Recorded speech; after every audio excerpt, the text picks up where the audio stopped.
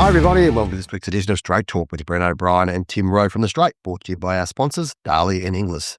Today, how much is the most anticipated colt to sell in Australia going to sell for? China Horse Club's global plans. We have a chat with Daniel Allam about breeding and racing horses with his father. In racing, what is the future for racing on King Island? And who are the heroes of the 2024-2025 Group 1 season? While in wagering, what is the impact of the unregulated overseas operators on the Australian market? Tim, great to have you here as always. How much will the straight bloodstock have to part with when the colt by Snitzel's out of Winx sells at Easter next year, do you think? Well, I don't. John Stewart's come on Twitter and said it could be worth 15 to 20 million, which, look, if someone like John bids that high, of course he could, but I think that's ridiculous. That'd be 3 to 4 times the most expensive colt ever sold in Australia, which was the Jimmy colt, the half-brother to Black Caviar, wasn't he? And look, as history shows now, that buyer was a fraud and, jailed for fraud. So, was that a genuine, well, obviously it was at the time, but there probably wasn't a lot of sense to that buying. So, as opposed to the Piero filly last year that sold for 10, well, there's residual value. If this colt doesn't shape up, what's he worth? Look, all the colt syndicates will look at him to a level, but you put him as part of a portfolio. I think it'd be madness to include him as one horse. I'm guessing you'll make, 5 million, 5 to 10 maybe, but depending who's on him and collector's item, but it'll be great theatre. That's one thing for sure, and great publicity. He's already been on mainstream TVs. And the marketing team at Inglis, their KPIs would be going quite well at the moment, I would have thought. Yeah, whatever the retainer they've got John Stewart on, they need to up it because he's been pumping up the possible purchase already. Even some discussion of the fact that, John Stewart mentioned, he could retire unraced and he'd be worth $10 to $15 million. Now that, for me, is just, to be honest, absolute rubbish, because there's a 3/4 brother to this horse who's a half brother to Winx called Boulder City, who is unraced, who currently stands in Victoria at $5,500. Now, he's had, I think, 6 seasons or something. He hasn't set the world on fire, whatever else. The economics don't make sense, do they, Tim? You have to be able to get a stallion into the track, really, to prove that I've got elite ability, regardless of its pedigree. It'd be highly surprising if anyone was able to pull off even to stand at a middle commercial fee. Nobody's going to pay those fees for a horse that's unraced and unproven. Well, Boulder City, case in point, he's covered, I think, 157 mares at, the last draw at 4,400, but 5,000. I worked out $837,000 revenue. So if everyone's paid full price, but the Osmonds and who run, a great farm down there at Benalla, that's their commercial model, is breed to race stallions. They wouldn't have paid a lot for Boulder City. They certainly wouldn't be paying $5,000 full price. And their model includes vet fees. So, you probably have to include $1,000 plus in every service fee that's paid. So, do you pay an extra $5 million to, you might make $1 million in return unraced as a stallion, unless they hit the jackpot, which is, 1 in 100 at least, probably worse odds than that. So I can't. Yeah, it doesn't make sense to go buy this horse and he's worth X if he's unraced. You're hoping it's a very good horse, more like El Divino, was a Snitzel brother to Boulder City, I think, and had talent, won a kindergarten. Unfortunately died before he got to go to stud. But something like that, you could get your money back. But you need some race performance, and at this stage, I think 15 to 10 million plus is ludicrous. But time will tell. Yeah, there's a bit of cynicism around the progeny of champion mares and their performance or whatever. I think there's a bit of bias around that. But people just perceive that the Kylie Deeber's horses never really set the world on fire. Some lines horses weren't much chop either, but. Black Caviar as a broodmare was okay without being spectacular, but that's just the numbers the way you play. Like I don't think you can apply that across the board. It was quite interesting actually. There's an article going up on the Straight this week about Kingsham, the champion Hungarian mare from the 1800s, and I was doing a bit of research into her, and the sort of general feeling was that she didn't really fire much as a broodmare, produced a couple of decent horses. That was about it. Go back down the line. I think she's the 19th dam to Camelot, who has won, an Irish Derby, an English Derby. So I guess I'm not saying you wait 150 years like those people have, but the value of having, those bloodlines is enormous, no doubt about that. but you have to have that commercial aspect about it to make it work. And that's probably the key part of it. And, there's probably a sense that this guy's a bit more like Snitzel, and there's a bit more of a familiar sense about him in terms of what the commercial market's seen and what they're comfortable with. I think the big guys are all have a crack at him. The challenge with being a colt is whether that's going to apply for the Japanese have got to get involved, or whether the Northern Hemisphere people, because how that's going to work. But look, it'll be a fascinating battle, like the one was last year. It'll be a fascinating story as it plays out.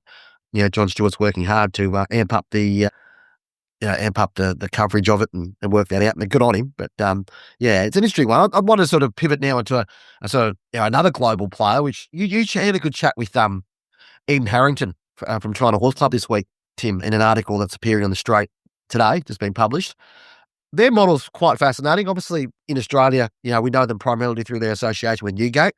Also selling their own horses and having horses based out of the Chase in New South Wales, selling them out. But obviously, those China Horse Club colours have had global significance. They're an interesting player because they've had so many involvements and so many champion horses over the last 10, 15 years, including the likes of Justify, State of Rest, those types of horses, but probably don't have the global profile of a Yulong or some of these other sort of players that have emerged in the last sort of decade. Well, I think that's, speaking to Eden, who's ex-journo from Telegraph, early to mid-2000s, they're in partnerships. Their model is to be in partnerships with other people, share the risk a little bit and the enjoyment with other people. And so I guess they've left it to other people in Australia, or Newgate's case, Henry Fields, generally the spokesperson, rather than, say, Michael Smith from China Horse Club occasionally. But in terms to get those in-depth interviews, Mr. Teo, you and I have spoken to him and seen him at sales, but not really, he's not the figurehead in Australia, and it's the case in the States with Windstar Farm and some of their partnerships in Europe with, I think they've been in with Sheikh Farhad at Qatar Racing and Howden, Howden's Insurance, well known that, I think it's David, different. So, I guess it's deliberate. They don't need to chase the publicity, but they've had a lot of success and they've ridden the ups and downs. Yes, they've got money, but Eden said China Horse Club has to at least break even and make money. It is a business after all, and they've stayed in it for sort of 12 years and had, the Justifies and Life is Good and a few other stallions over there, and obviously the Newgate ones over here have helped pay the bills, and they seem to be as enthusiastic about it as ever. One of their, many varied business interests. Yeah, and I think these players are a key part of the Australian market.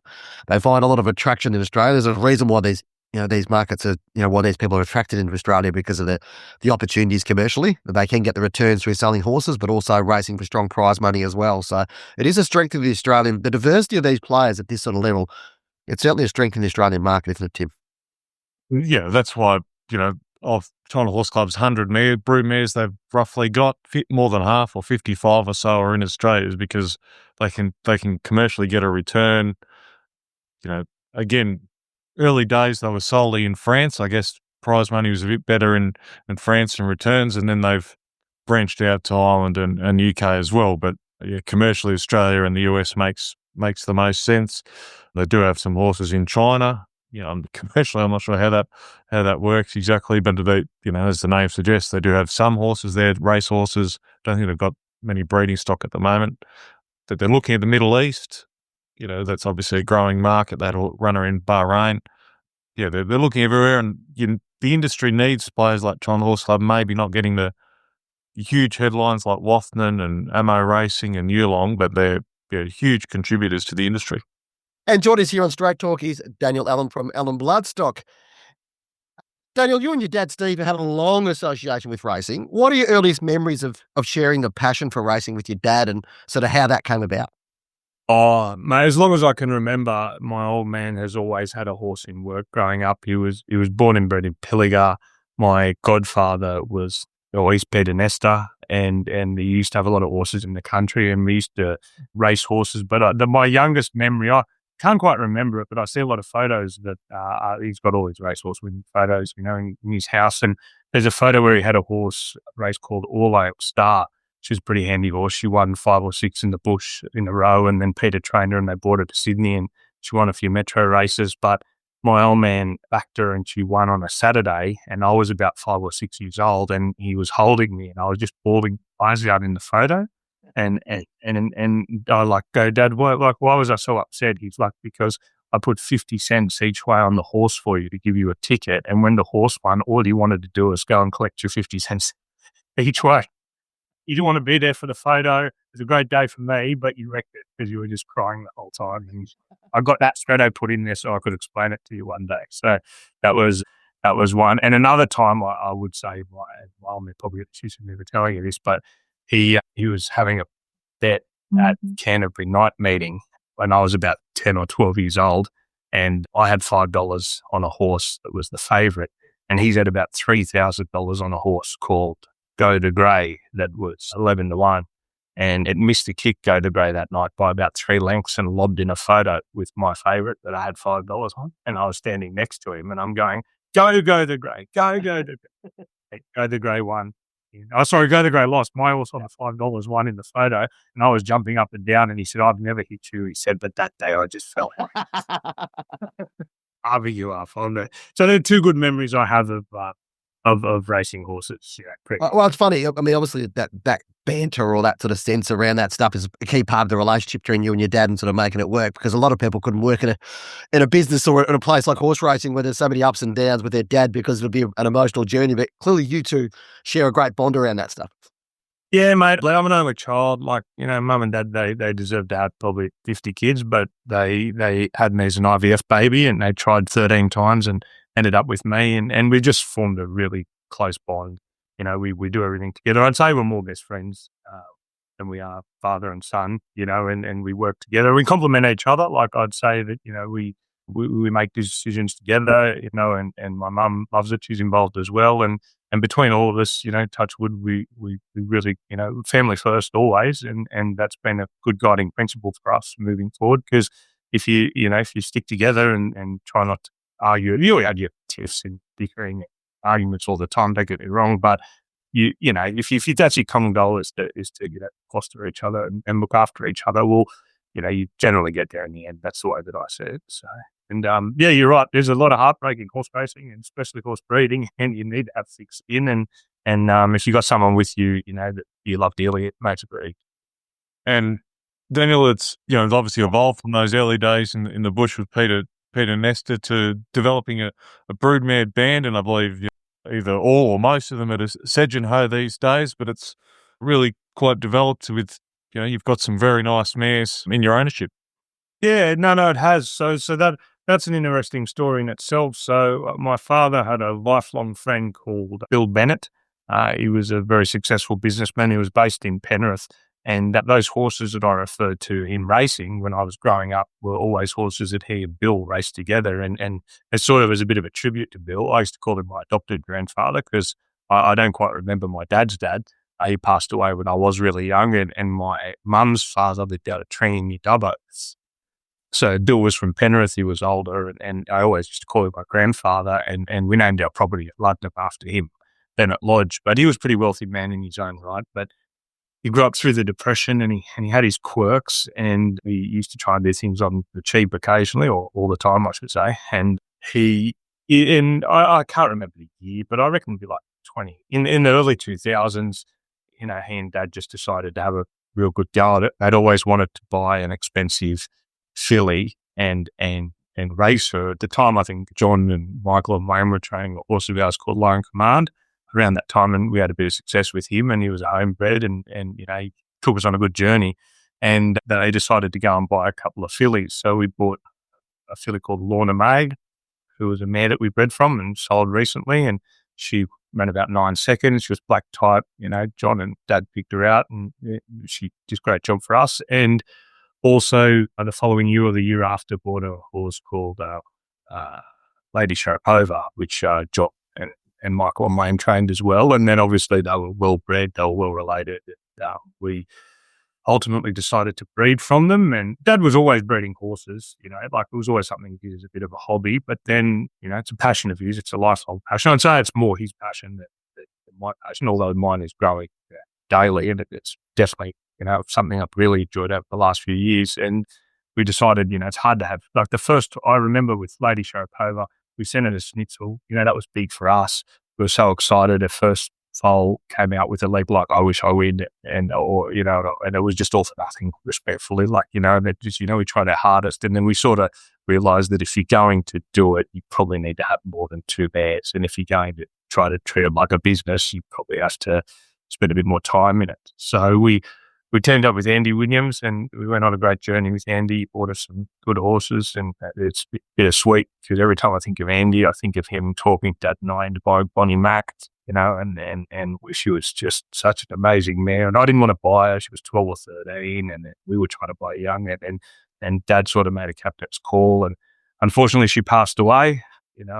After Exceedance, won the big Group 1, and it was hard to get over that. That took a lot of getting over. Like, we had her insured, but you would have been much better to have her, breeding in our stable, and that was a tough one. And then, so we decided to just start buying a few more brood mares, and over time we've sort of learnt, what we think the market wants, and recently we've been guided by Bruce, and I don't think I know anyone in the industry who has a bad word about him, and he's been he's been so important to us, and he's really reinvigorated my passion into it. And we've been on a journey the last 4, 5, 6 years together, and it's really turned into a business. And we're buying breeding rights and stallions and shares in stallions, and trying to make them correctly. And it's been great, and had a great time with Yarraman as well previously. And you're right, the mares are now all at Sedgenho, and it's, anyone you speak to who's been to Sedgenho, it's such a beautiful property. Like, I just feel like the mares do so well there because they're so relaxed, and they're so well looked after, like all the other stud farms in the area. And it's been really good now. Probably speaking too much, but now we're having a great time, and I hope Bren and Tim continues that way. And go on, Tim. Sort of how commercial is that, Dan? Your approach to commercial, having to make it pay, I guess, or we saw you at, I think it was Melbourne Premier, and you were selling horses down there. Just better place down there with the stock you had on the ground, this year. Yeah, I think we made a lot of mistakes when we started. Like, we had this idea of trying to protect the mare, and horses that probably weren't going to cut it. Like, yearlings we tried to hold on to, and lo and behold, most of them couldn't gallop. And we soon realised that if you take a horse to a sale and all these good judges look at it and they're not keen on buying it, there's a reason why. And that was a key moment for us in terms of what we were doing, and we sort of changed our approach, and now we really only want to stay in the ones we think can really gallop, and the other horses you need to move on. And I've learned a lesson in myself. Like, if you, and I'll just say it, if you've got a horse or a yearling by one of the top stallions and you're going to take it to a Magic Million and you're going to be in the 20th to 30th best, you sort of, it makes it a bit difficult, you know what I mean? You sort of fall between the cracks, and that's happened to us before. So this year we, with the guidance of Peter and Brian, Sedgenho and Bruce, we decided to send a couple of horses to the Premier sale, and it worked out well. They stood out there a lot better than they would have against some of the sharper 2-year-olds at Magics, or the real quality that they get at Inglis at Easter. And it's definitely a business decision. It's commercial. You don't always get it right, but I think with anything, like even if our business, if you surround yourself with the right people, and you take advice from them and you believe in what they tell you, generally you don't always make the right decision, but it's a good framework for trying to make the right decision. Yeah, well, obviously your racing interests are strong as well too, Daniel. I mean, you're the man responsible for naming Democracy Manifest. Is that correct? 100%. Yeah, I mean, it's one thing to come up with a good name for a horse and a cult name for a horse, but it's another thing for it to be a good horse, which is handy, because it's all good as name a horse a great name, but if it's run around for nothing in the middle of nowhere, nobody cares. But it must be satisfying to come up with a good name and then come up with a good horse as well. It's it ebbs and flows. I've had another couple of good names for horses that I thought would get a similar reaction, and I named a horse Student of War recently after the Mike Tyson clip where he talks about himself being a student of war, and we never raced it, and we sold it online through Inglis Digital the other day. So I feel like that's one I let go.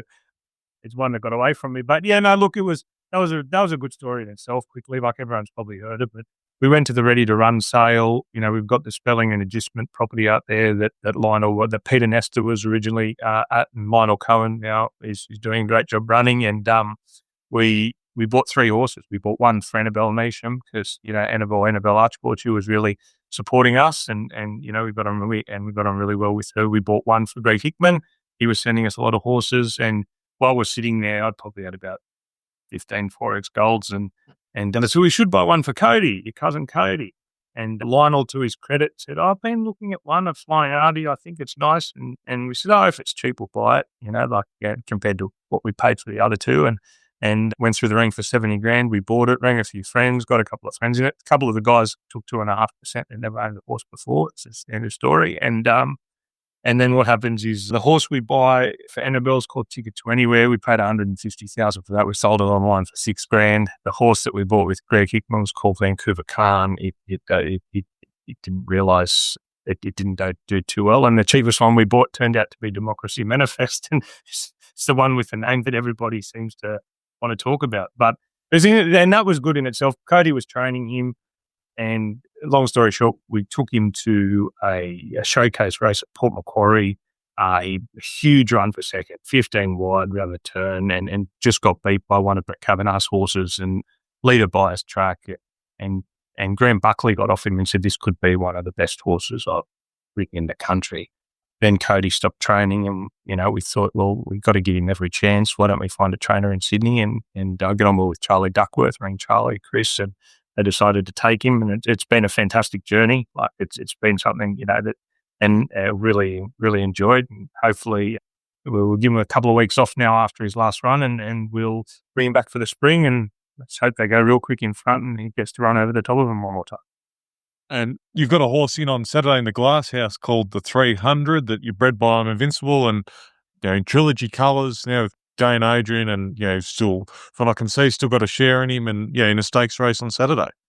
Yeah, most of the people who have dinner with me, that I like to tell a few funny stories, and I'll tell you how we met the trilogy people. It's fantastic. It's a good reflection of sometimes how my father thinks. But Bruce and Henry and the Newgate team invited us, and I think we were talking over there on the Kentucky trip a few years back, where we were going to Kentucky, and look, we sort of keep to ourselves, we at the time we had a few people that we knew at Grayson, but I hands down believe going on that trip with Newgate was the best thing that my father and I ever did.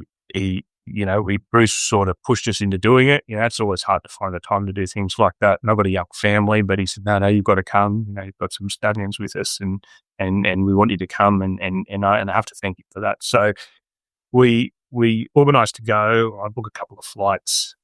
I'm sitting in my office here at Norwest, and my father, he sweats the small stuff. It's never the big stuff we argue about. It's always the small things. And the first 2 nights of the trip, we booked into the Beverly Hills Hotel. They'd booked us into the Beverly Hills Hotel. And I'm sitting down, and I've got access to his email, and I've got my email on the screen, and I see about 2 weeks before the trip a bill coming from the Beverly Hills Hotel, and it's about $5,800 for 2 nights. And I knew he was going to blow up over it. Like, I just knew it was coming. So I can see when he reads his emails. So I see the email get read, and my phone starts ringing straight away. And I say, "Hi, Dad." And he goes, $5,800 for 2 nights.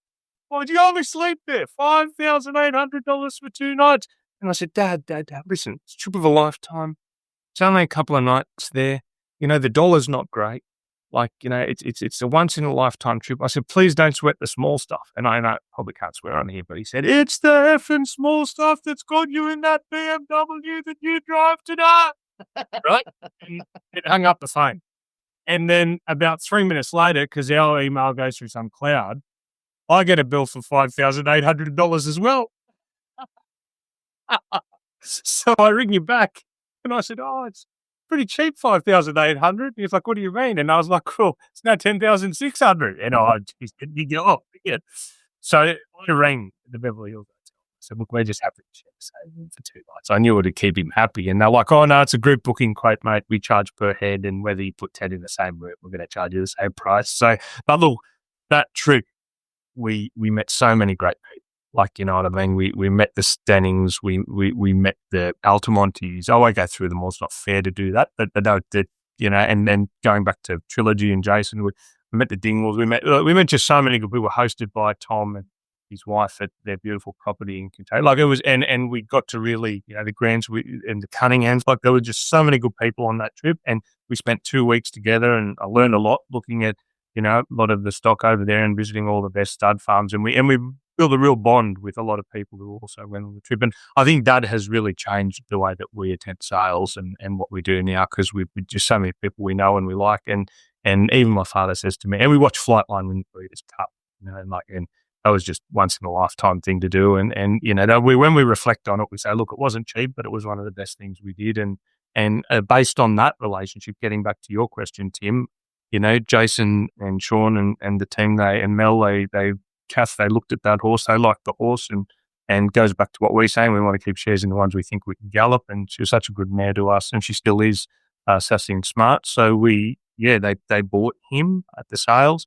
We have a running joke about the 300. It's something that Jason and I always joke about. And again, it's not appropriate to this podcast after the Spartans, you say. And so anyway, we named him, and we sent him to Gay and Adrian, get on, you know, with Bruce's connection with Adrian and Gay. It's just such a positive relationship there as well. And yeah, he hasn't drawn inside barrier 8 for his last 5 starts, and we think he's got a ton of ability, but like last start, he just missed the kick, half a length, and, you know, in a field like that, it's just, you know, and, you know, it really makes it difficult for himself. But, you know, we're looking forward to the time when the stars align. And, you know, Ange Jones, you know, I don't know Angela. I don't think she's ridden for us before, but I see her winning a lot of races. And she might have actually. We had a horse with Tony Gollob, so I take that back to Haitian Dancer. But yeah, I'm looking forward. I'm excited about her getting in the saddle. And, you know, if he can just, you know, jump well and put himself in the right spot again from a wide barrier, it's exciting, Tim. I hope he can do well. It'll be great for our mare too. Sharing those passions and sharing those things and sharing those moments overseas and all that sort of stuff, it's a key part of racing. And the thing that people enjoy is that, you know, it's a business, but there's that enormous social aspect of it. Sort of flowing on from that, it's obviously you guys' close association with Penrith Panthers as well. And I know Bruce Slade's a fan as well, and you obviously have a strong connection with that club as well. I mean, how does the thrill of being sort of, close by in that rugby league world, especially during the highly successful era for the Panthers, compare with watching your horses run about?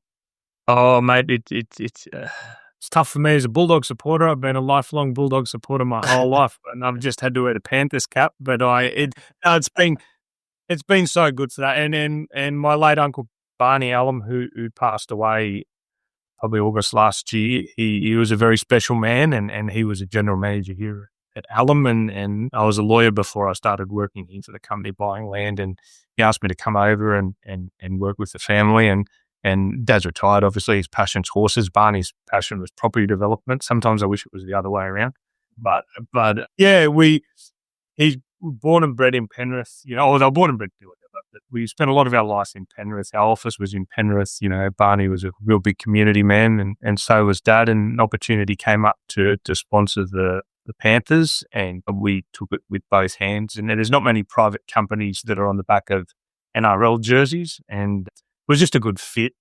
When we started the sponsorship like 7 or 8 years ago, the Panthers weren't doing too well, and it just, you know, the stars aligned, and 4 premierships in a row, and the thrill of that, and, you know, going to all the games and being able to take people in the industry to the games, and also, you know, agents that we deal with and vendors that we buy land off. It's been such a positive for us. I will say this, the only thing that annoys me is 7 or 8 years ago, we could have gone to every game every week because no one wanted to go. But for the last 4 years, they'd book out every table in the first week of the draw coming out. You could have waited for people to pull out. Like, it's been tough. So this year, we're now at the bottom of the ladder. I've been making a few jokes, actually, because I think our last year of sponsorship is next year. And they want to sit down this year and renegotiate the deal. And when Panthers were coming last, I was licking my lips. I was like, I couldn't have worked out better. But they seem to have got their spark back. And by the time they sit down with it, so probably cost us more than it would before. But no, it's been great with Penrith people through and through. I live in, you know, Penrith. Dad lives at Ludlam down the road on the farm at Mount Lodge, and it's that is so good for our community. There's a lot going on out here. You know, we're on the doorstep of the new airport.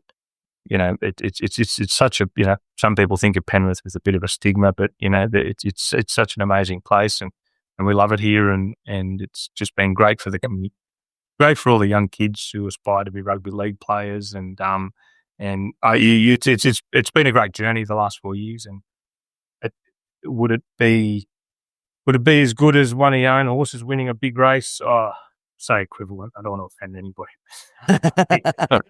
They're both as good as each other. Let's say that. Daniel, thank you so much for your time, mate. Great to talk to you, and all the best with all the horses coming up. No, really appreciate it, and thanks for the call, and I really appreciate too reading your articles, guys, as they come through to my email. They're just the break I need during the day when I'm just sick of what I'm doing. You guys pop through with your 4 or 5 points, and it just gives me that 10 or 15 minutes away. And I think you're doing a great job, and I really appreciate it. Look forward to the next one if you want me back on. Thanks, mate. Appreciate it. Excellent. Thanks, guys. Thanks, Dan. The following segment is brought to you by Darley, who's won 3 of Europe's biggest stallion-making races, Native Trail. He mixed it in all the right circles. He won the National Stakes just like Debawi and Daniel Dancer.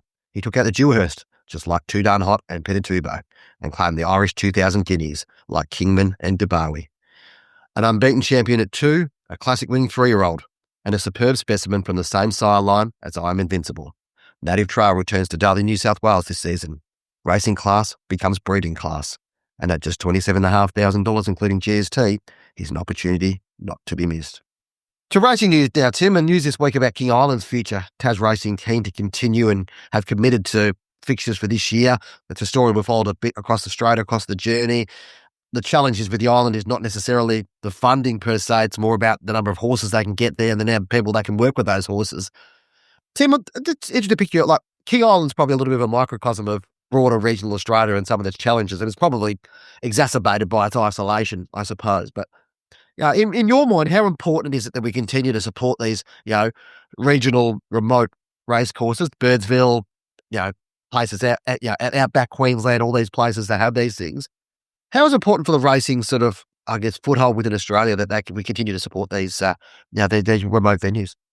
It's vital, and it's, you mentioned Birdsville. From a racing Queensland perspective, my understanding is they don't, certainly when running tab meetings, they lose money on that.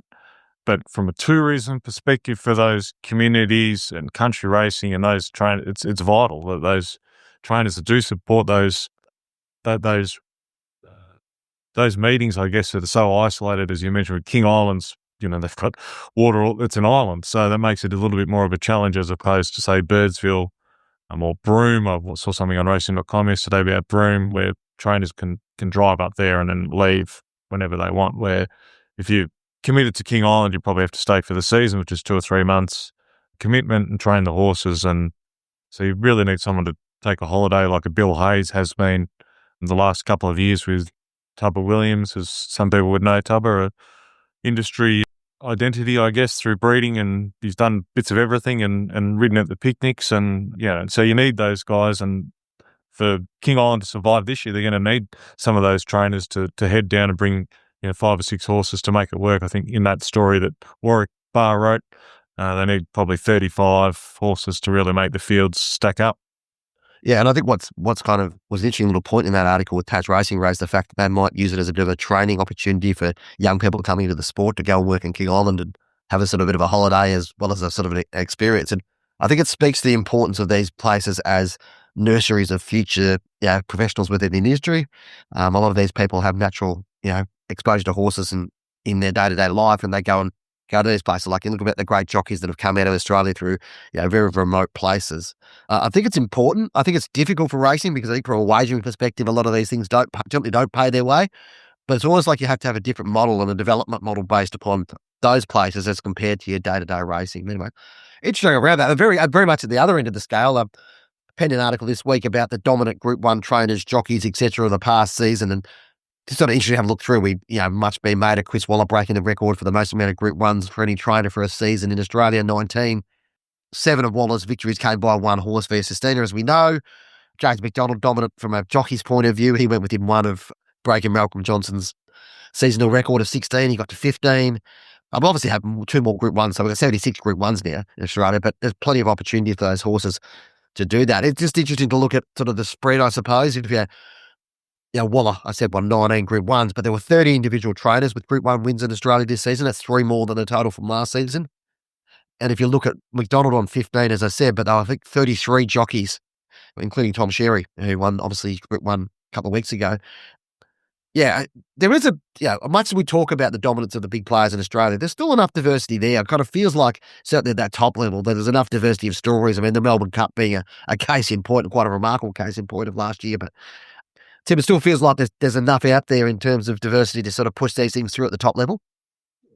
Yes, it's getting a good horse, no matter who trains it, is hard. And you mentioned Chris Waller. Well, Via Sestina was a huge contributor to those 19. So there's opportunities out there, and whether some races should be Group 1s or not is a completely separate debate. But you can.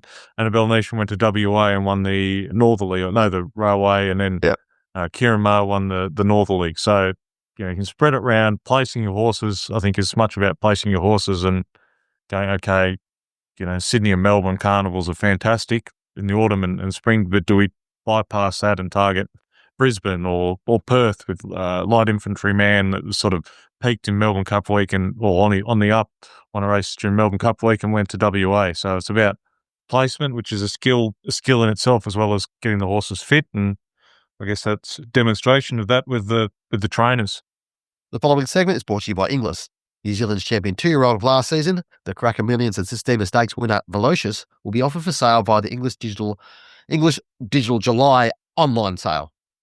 Velocious will be available for inspection at Vinery Stud from Tuesday next week, while the English Digital July late sale will run from July 25 to July 30.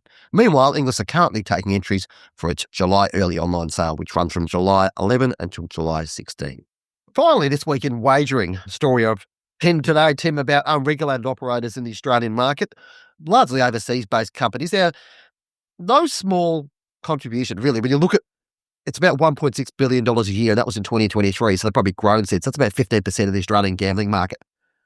Now, a lot of this stuff is sort of online pokies and online casinos and stuff like that, which are not approved for use in Australia, but are able to, but some of these people have been targeting the Australian market. ACMA's responsible for sort of, basically telling these people to go away. They don't have a lot of power internationally to do that, apart from warning letters, and they can block URLs. I guess my point around this one is how does this relate to racing? Well, what is interesting is that the Asian Racing Confederation did a study in 2022 to say 74% of the illegal sites or overseas sites that they monitored or they looked at had Australian racing as their product. So in the context of talking about decline in wagering, I don't think you can ignore the fact that overseas betting, and it's not just the exchanges that we talk about in Asia and all that sort of stuff. Overseas betting or betting on overseas sites on Australian racing is a thing, and it's something that is a threat to the overall, I guess, financial stability or financial future of Australian racing. Yeah, I guess you got to ask. There's 100 corporate bookmakers, at least in Australia. Why a punter sees the need to go overseas? Yes, there's crypto and all those, but as the market gets tougher or less value, as we know why percentages are higher because of the taxes and different things. As I'm not blaming the bookmakers, the Australian licensed bookmakers for this. It's just a fact. If you get better value elsewhere, including the illegal exchanges and stake.com or wherever all these other different sites, you go, oh, well, I'm getting better bang for my buck. New Zealand will go through this with their, as we spoke about last week, with the Entain deal and the legislative making it legal for international bookies to take bets from Kiwis. Most will be unaffected, but the percentage of why you feel the need to go to the extra mile to bet overseas or bet with an illegal is it value? Is it because you can get on? Whereas, Australia, as I said, of those 100 bookies, sometimes if you happen to take the right price early when you've just opened up an account, you have to give over a kidney or, 106 months of bank statements. I've been through that, it's not fun, and that's just because you've not even back to winner, just taking the right price and goes, I'm just going to ship my money elsewhere. And that comes down to the regulators and I guess in being, if you over-regulate, you're incentivized to look elsewhere off into the black market, I guess. And I sense we'll see more and more of that at the moment because of the arguable over-regulation, or the way it's regulated. Maybe not over-regulation, but how it's regulated in Australia. Yeah, and I think it isn't just a closed shop. I think that's the important thing. Probably come to more prominence because of the presence of Steak and Shuffle based their operations in Australia. Neither of those take Australian customers. They're not allowed to under the IGA, but that doesn't stop a lot of their rivals or a lot of their other these things based in Caribbean islands to sort of offer these services. And as I said, $1.6 billion, that was a couple of years ago, and the estimations over sort of 5 years between tax implications around point of consumption, also product fees, will cost racing and sports around $2.6 billion over 5 years. Not an insignificant amount of money when we talk about all the other challenges that racing faces at the moment. Anyway, I just wanted to sort of bring that up as something that needs to be considered in the overall balance of things. And actually, we go back to the you win, you lose more, you win some, you lose more report from a couple of years ago. A lot of kerfuffle's been around about the advertising ban in that, but this aspect of it, regulation and the international stuff, featured in about 4 of the 31 recommendations, Tim. So it's something that's been identified before, something that does involve some issues around how do you actually practically enforce those bans, and that's something New Zealand will have to work around, but it's something definitely worth considering. All right, thanks for joining for the Straight Talk, brought to you by our sponsors, Inglis and Darley. Don't forget to give us a rating wherever you're listening to us, be it on YouTube, all the places you can get down, Apple, Spotify, Podbean, all these places. Be sure to send us an email at editor@thestraight.com.au. Let us know what you want us to talk about, anyone you think we should be speaking to, all that type of stuff. And we'll talk to you again next week.